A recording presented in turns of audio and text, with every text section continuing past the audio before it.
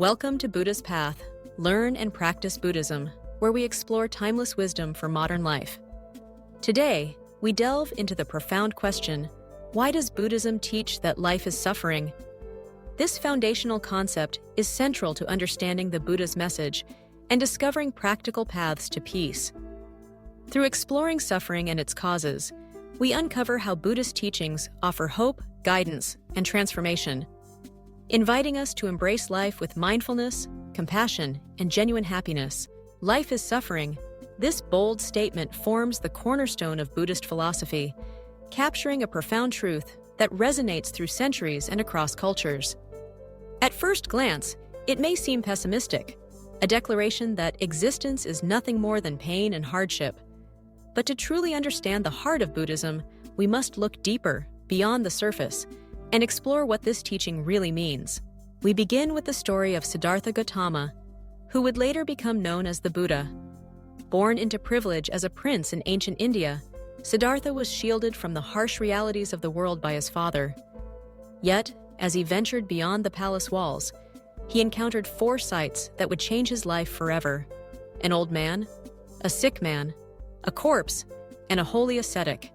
For the first time, Siddhartha witnessed the inescapable nature of aging, illness, and death. These sights awakened in him a deep realization. No matter how much we try to avoid it, suffering is woven into the fabric of life. This realization became the first of what the Buddha called the Four Noble Truths. The first noble truth is often translated as, life is suffering, but the original Pali word, dukkha, is more nuanced. Dukkha encompasses not only obvious pain and sorrow, but also the subtle dissatisfaction, unease, and restlessness that pervade even our happiest moments. It is the sense that something is always slightly off, that no experience or possession can bring us lasting satisfaction. Think about the moments of joy in your life. A delicious meal, a long-awaited achievement, the company of loved ones. These moments are real, and they bring happiness, but they are also fleeting. The meal ends, the achievement fades, relationships change. Even as we enjoy them, a part of us knows they cannot last. This is dukkha, the impermanence and incompleteness of worldly experiences. But Buddhism does not stop at simply diagnosing the problem.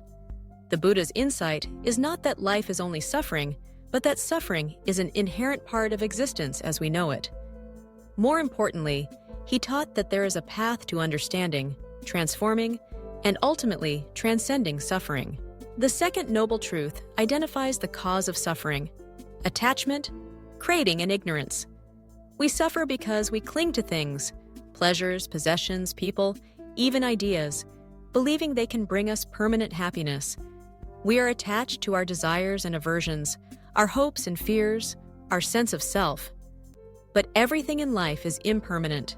Trying to hold on to what must eventually change leads inevitably to disappointment and distress. Imagine holding a handful of sand. The tighter you squeeze, the more it slips through your fingers.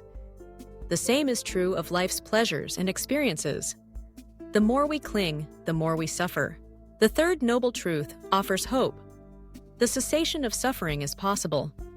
If suffering arises from attachment and craving, then by letting go, by seeing things as they truly are, we can find peace. This is not a call to deny or suppress our desires, but to understand their nature and the way they bind us.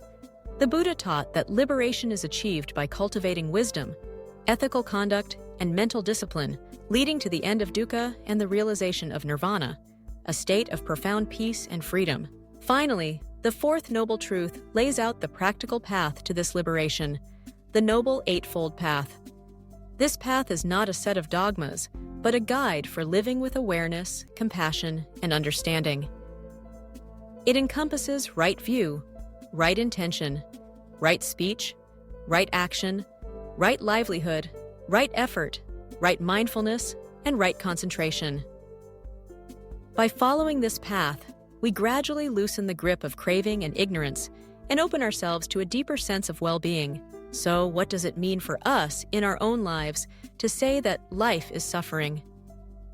It is an invitation to look honestly at our experience, to acknowledge both joy and pain, and to recognize the patterns that lead to dissatisfaction. It is a call to wake up, to see that our usual ways of seeking happiness are limited, and that true freedom lies in understanding the nature of our minds. Buddhist teachings do not ask us to reject pleasure or deny happiness. Rather, they encourage us to appreciate the preciousness and fragility of life. When we see that everything is impermanent, we can cherish each moment without clinging. We can love without fear, give without expectation, and respond to life's challenges with openness and equanimity. The idea that life is suffering is not a verdict, but a starting point for transformation. Suffering, in the Buddhist view, is not a punishment or a flaw in the universe, but a teacher. It points us toward the deeper truths of existence and invites us to cultivate compassion for ourselves and for all beings who share in the struggles of life. As we deepen our understanding, we realize that suffering and happiness are not opposites, but intertwined. Our pain awakens our empathy. Our longing reveals our interconnectedness. The path of Buddhism is not about escaping the world, but engaging with it fully, with a heart that is both wise and compassionate.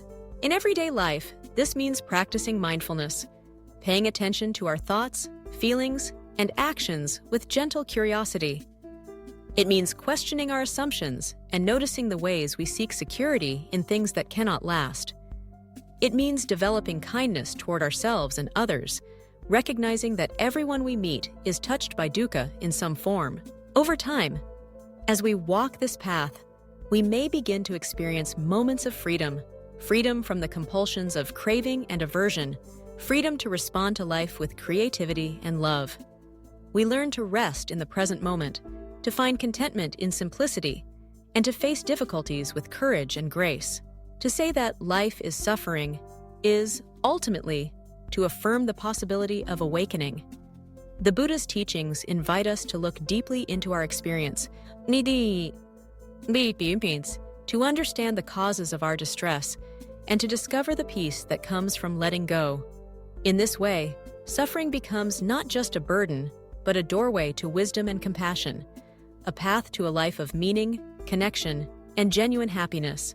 If you found this exploration of Buddhist teachings insightful, consider sharing it with friends who might benefit from these timeless lessons. Liking and subscribing helps support this journey into wisdom and self-discovery, ensuring you stay connected to more engaging content in the future. Every interaction helps spread awareness and understanding, building a community rooted in compassion and growth. Thank you for joining us, and we look forward to sharing even more meaningful insights with you soon.